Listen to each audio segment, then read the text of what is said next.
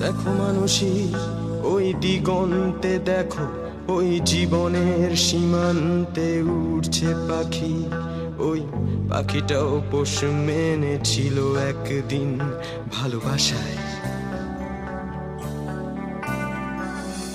ভালোবাসা বলবে কি অন্ধ আকর্ষণ, করতে চাই না আমি তর্ক ভীষণ। আমার দিক থেকে আজও তোমাকে ভালোবেসে যাই। ভালোবাসা না হলে কি অনুশাসনের যুগে হঠাৎ বড় হওয়ার ছন্দটা খুঁজে পেয়ে মনে মনে লেখা হাজারটা চিঠি তোমাকে পাঠাই। সে চিঠি